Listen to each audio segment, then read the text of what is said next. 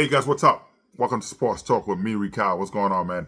Before we talk about Cee Dee Lamb being removed from the Dallas Cowboys roster, we're talking about Assan Reddick from the New York Jets. That's my New York Jets, who's already been fined $750,000 so far in those preseason games. If he decided to not come, because the Jets he's being fined $50,000 a day for missing the preseason, $100,000 for workouts, $250,000 for workouts and so on. So missing the preseason, the Jets will automatically fine him a whole week check. So missing those preseason games, that's so that's $2.37 million he's gonna lose.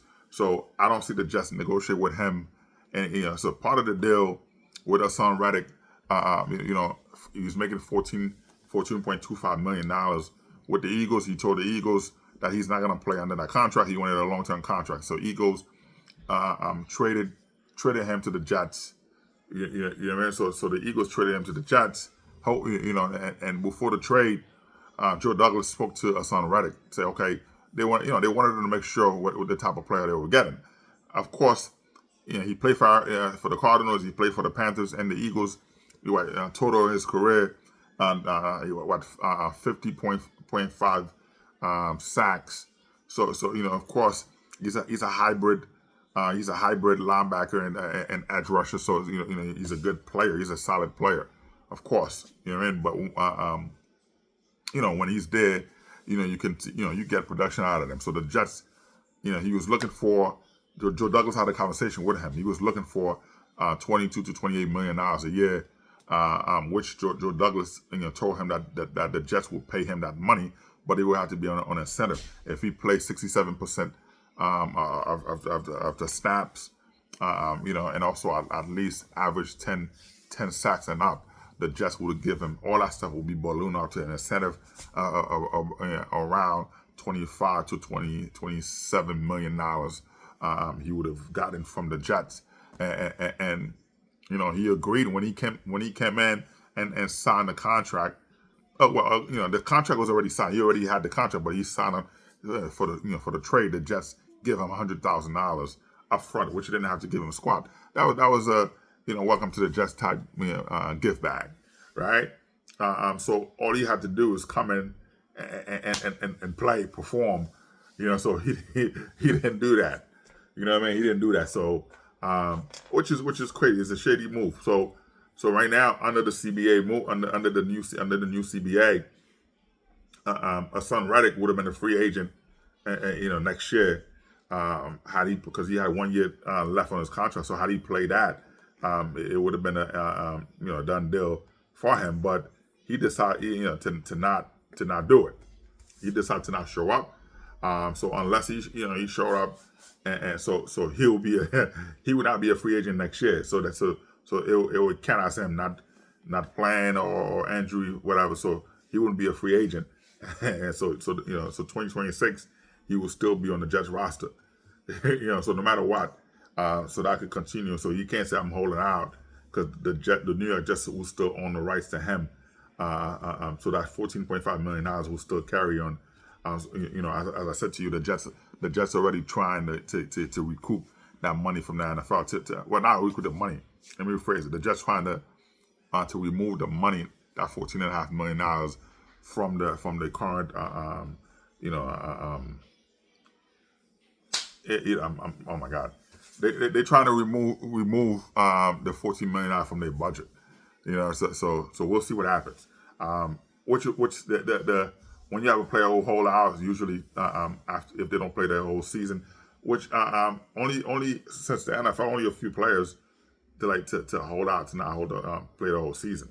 So let's see if he decides to come to a senses before the year. But I think that this is a time to come with your team to see what's going on but hey, we'll see what happens, man. Anyway, man, Dallas Cowboys they removed Cee Dee Lamb from their roster. Which is crazy. The Cowboys has made it official on Tuesday, which is yesterday. The club they make 6 changes to their roster, including officially saying goodbye to wideout Cee Dee Lamb, who's holding out in an effort to get more money. Of course, you want more money if you outplay your contract. Now, he outplayed his contract, so of course they need him. He should get more money. But what he's asking for Justin Jefferson type money, which come on, he does not deserve that. He's not a Justin Jefferson type player. So which is crazy. To this point, so the team has dealt with it with his absence. So making it official. So what they did, they remove him from the roster. So they're saying there's no need to create room on their 90-man offseason roster. But 2 weeks in, they decided to do that. So also Dallas has moved. They put them on the reserve, did not report list. They have an exhibition game against the Rams, so they remove him. And in addition to that move, Dallas moves defensive end Sam Williams, who tore his ACL early, during the camp, so they put him reserve injury, so officially ending the season. So if they make the playoffs, he might be able to return, depend on whatever. But we'll see what happens. So William was expected to, because he was expected to take a bigger role on the rotation. Since losing, they lost both Dorrance Armstrong Jr. and Dante Fowler. So both of them went to DC to play with Dan Quinn. So Dan Quinn needed, along with center Tyler Biades, whatever. So Dan Quinn, usually defensive coordinators, some offensive coordinators do it, but mostly defensive coordinators, when they go to a new team, for Dan Quinn, he became the head coach for the Commanders.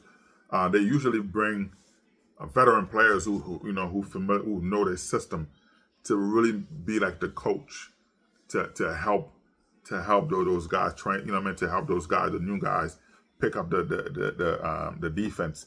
So of course he's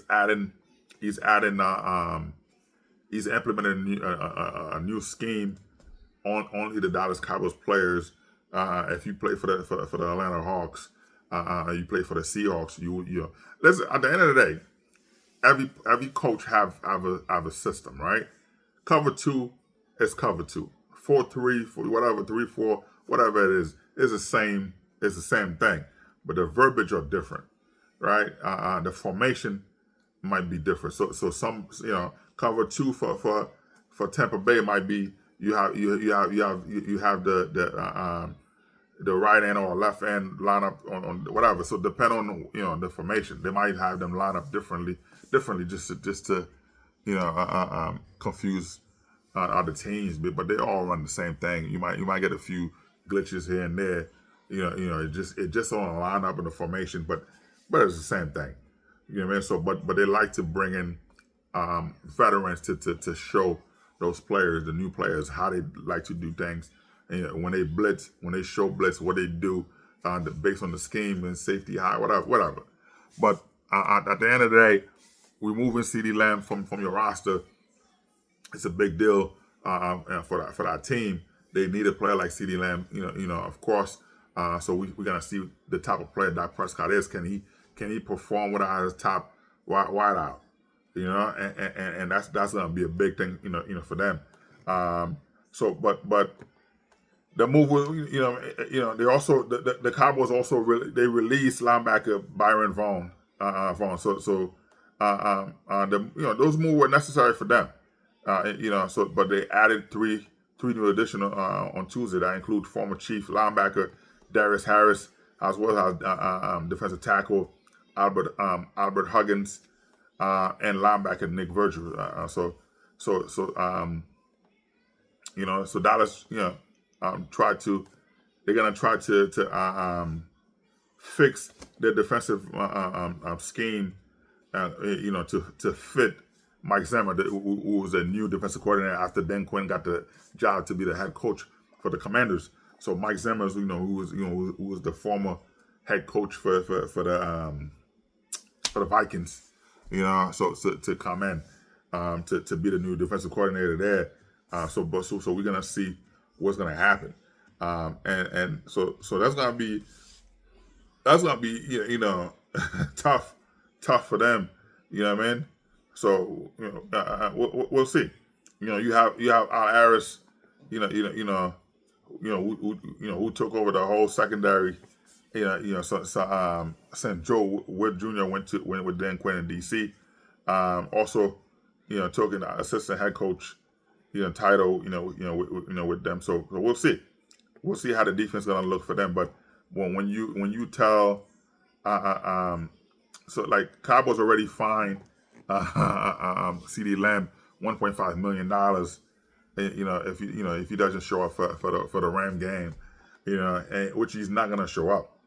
You know what I mean? He's not gonna show up. So he's like, okay, I'm not worried about $1.5 million. I'm gonna do what I need to do. But the Cowboys make sure. So if you look at the Dallas Cowboys website, so you're not gonna see Cee Dee Lamb on there. So that's a tough that's a tough thing. So but it's gonna be tough. It's gonna be tough for them. Anyway, man, hey, sports talk. I appreciate the love you guys showing me. Almost 1.7 subscribers, man. I appreciate that. We trying to grow this channel to do whatever we got to do. So I appreciate it to see. I appreciate it, man.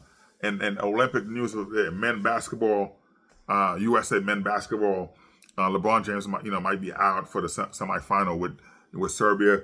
Of course he got 4 stitches yesterday after the Brazilian team player hit him on the elbow over the eye, so he had to get 4 stitches. So there's a possibility that he might not play against Serbia, and that's going to be tough when you have your leading scorer, the leader of the squad, and not show up. And those guys a lot of time they're not, they don't, you got a lot of players on there, and when it's time for them to show up, they don't show up. And LeBron's the man that was able to do it, because when they play against South Sudan, they were losing.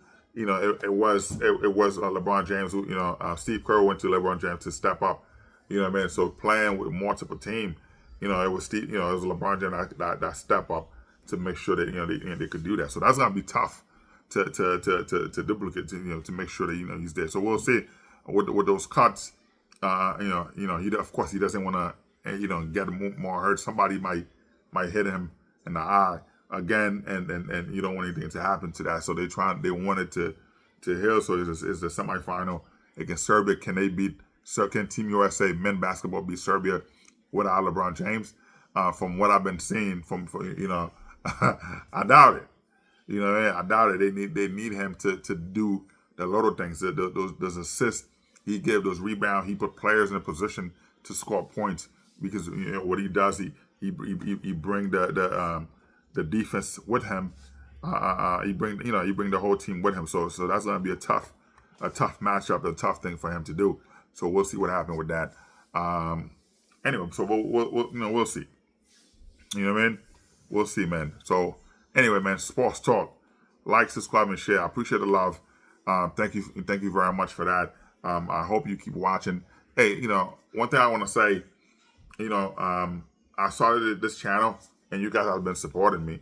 I appreciate that.